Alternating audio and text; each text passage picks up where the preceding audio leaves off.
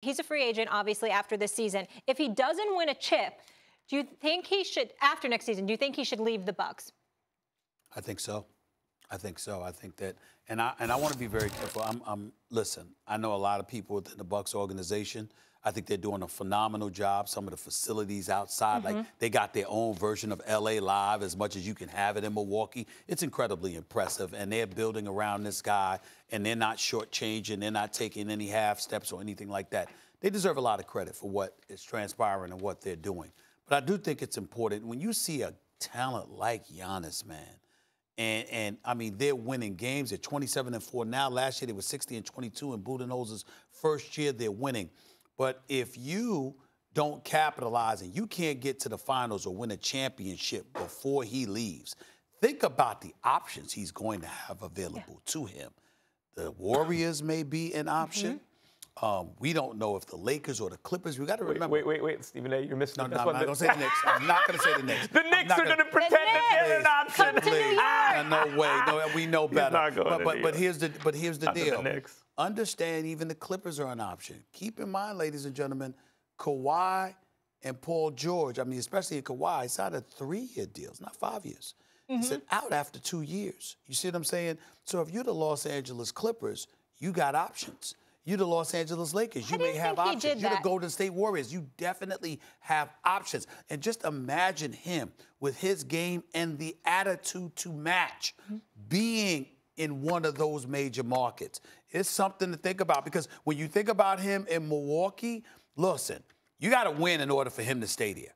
You can't just have him there and you don't win, you don't bring the chip. Well, I'll say this. In the history of basketball, like football's a little bit different because most of the time the top players don't get to free agency while they're still in their primes.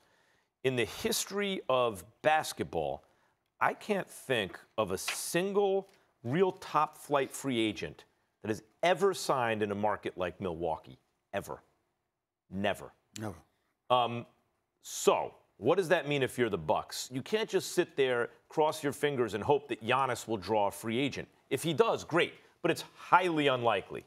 And the league and the world may be better off if he gets out of Milwaukee and goes to a place where he can kind of amplify what he's doing better. But I love the fact, I have to say it, that Giannis is like, he's not looking to get traded or anything. He's a Milwaukee Buck, even before they got really good. And he doesn't, we've talked about, doesn't work out with players on other teams. It's so old school. It's like what Lillard's doing in Portland, but even in a less relevant market. Here's the thing that the Bucks have to understand. You're going to have to get a slightly better roster. Like, Middleton is a real good player. He should be the 3rd best player on a championship team, not the 2nd. Bledsoe has been a disappointment. He's not a bad player, but early in his career, you thought, oh, can this dude be a real star? He hasn't been, especially not in the playoffs. There is someone available who may not be a star, but in big moments, damn it, he plays like one, and that's Drew Holiday. And so the Bucks are going to have to look at options like a Drew Holiday, a guy who could be a number 2, especially in the big moments. And they're going to have to pull the trigger on a deal to bring a guy like that in if they're serious about winning a championship. And if they do that, I think they can keep him. Max, they're 27-4. They were recently on an 18-game winning streak. Yeah. Right now, there is anybody with 2 eyes can see that they're the favorites to come out of the Eastern Conference, which means that in all likelihood, the Greek Freak will be in an NBA Finals. The bottom line is this. Can you bring home the chip?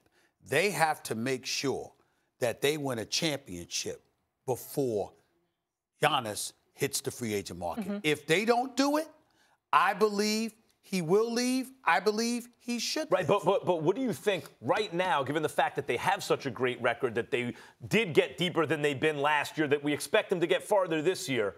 Do you mess with the chemistry and bring in someone now thinking we don't have enough to win the chip? I think you have to show Giannis we did everything.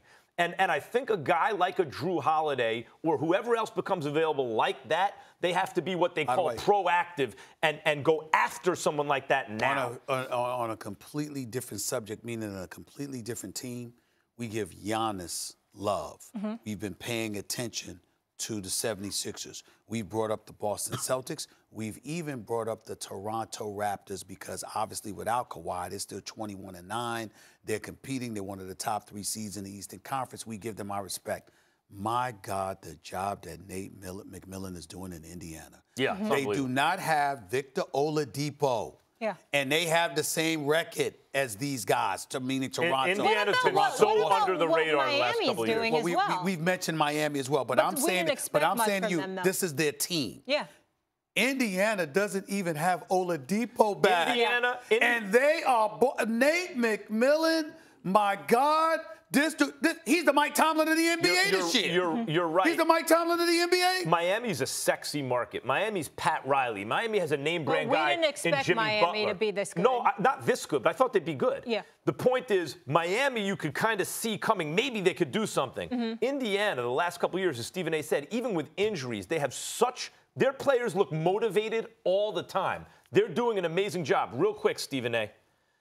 Antetokounmpo got funneled to bigs last year, right? And that's what really stopped them. Kawhi's defense on him and then bringing them to those bigs. The 76ers have Embiid and Horford and can put Ben Simmons on him, who's an all-world defender. Ben Simmons will have to do the defensive job that Kawhi did.